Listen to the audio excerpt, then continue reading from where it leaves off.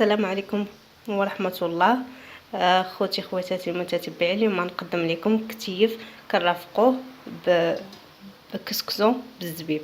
كنحتاجو الكتف، كنحتاجو 6 البصلات مشلطين، كنحتاجو الفلفله حمراء محكوكه، 3 دروز ديال الثومه، الخرقوم، سكنجبير، فلفله حمراء، الملحه، الزيت. ما كنحتاجوش كاع لي بزار. وعندنا الزبيب وعندنا كسكسو. كنبداو على بركه الله. كنلوح البصله،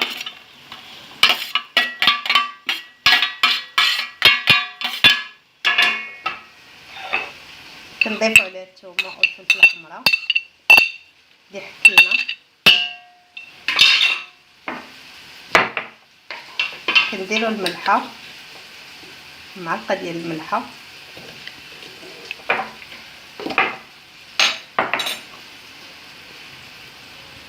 كنديرو الفلفله الحمراء، خرقوم،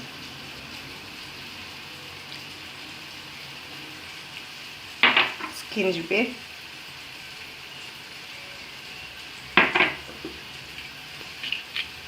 كنديرو الزيت القياس اللي كافينا، عينيك ميزان، وكنخليوه يتشحر، ومن بعد كنزيدو عليه الماء.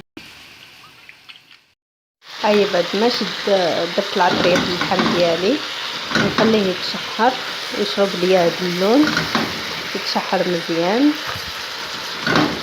غنزيدو الماء تقريبا كافي اللي غيطيب لك اللحم. البنات راه كاع تبارك الله كاع عارفين يطيبوا اللحم.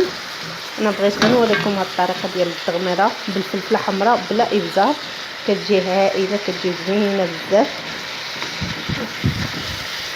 دابا بعد ما غنخلي انا اللحم ديالي يتشحر، غنشعل على البرمه ديالي باش نوجد الكسكسو اللي غنرافقو مع هاد الطبق. صافي بعد ما ولا اللحم ديالي على هاد الشكل، دابا غنزيدو الماء.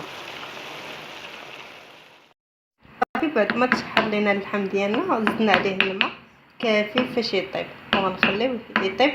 غنوجدو الكسكسو. بعد ما طاب لينا اللحم ديالنا، دابا غنحيدو. ها هو غنحيدو دابا. بعد ما عقدات ليا المرقه، كتجي على هاد الشكل. هانتوما كتشوفوا معايا كي عقدات، كتجي على هاد الشكل بحال هكا. لاحظوا معايا.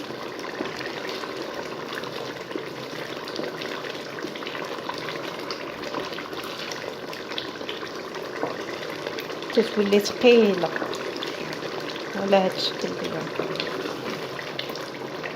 صافي غنطفي على الطنجره ديالي.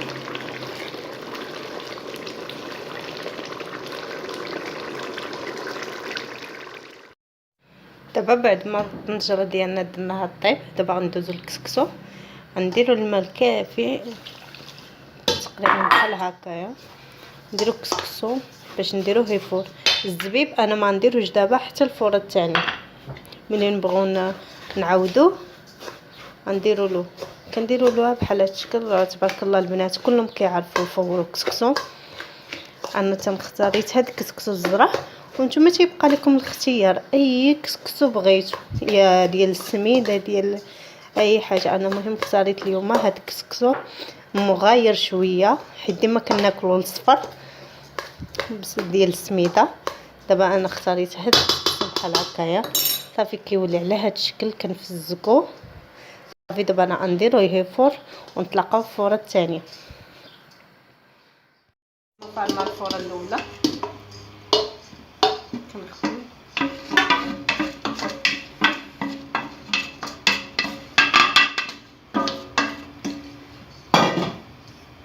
كنزيدو الماء،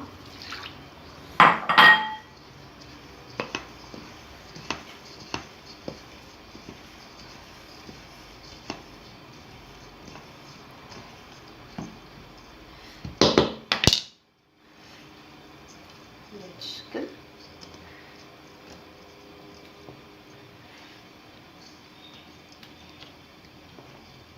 غنزيدو شويه الماء،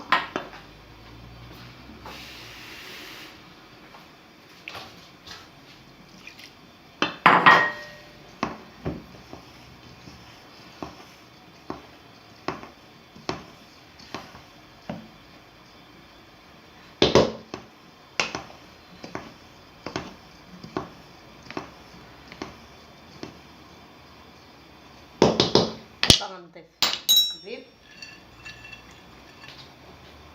شويه الملحه صافي، وغنردو الفور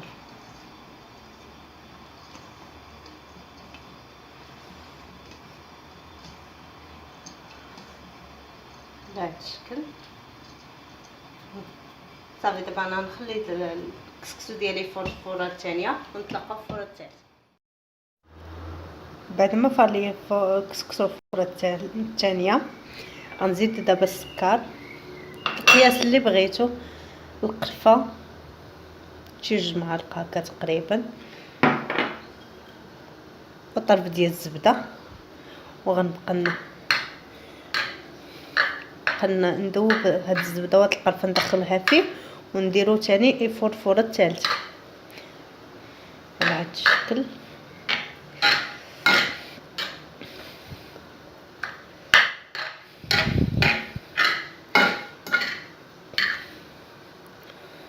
تنبقاو عليه البنات عارفين كيفاش، بحال تقول الشكل ديال السفه، بحال غنديرو كسكسو بالسفه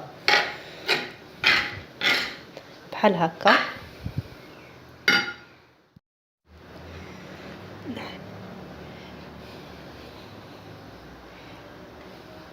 تندوبو ديك الزبده اللي عندنا ما تبقاش بحال هاد الشكل صافي. انا دابا الكسكسو ديالي غنديرو الفوره الثالثه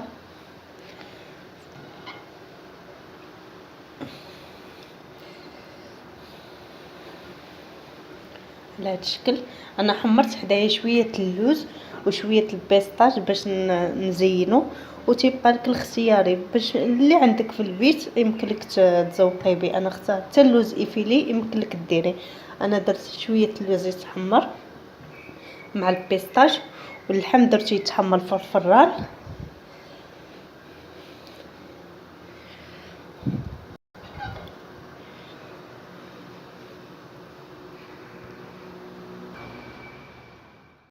هذا هو الطبق النهائي تيجي على هذا الشكل. ها هو الكسكسو انا درته بحال هكايا، هذا درتو هكا وصبيت هكا اختياري، بغيت غير نوريكم كيفاش كيجي. الا بغيتي تقدموه بحال هكا كديروه اللحم في الوسط وكديروا فوق منه المرقه وكتزوقوا ببيستاج واللوز، وهذا هو الشكل. كنتمنى تعجبكم.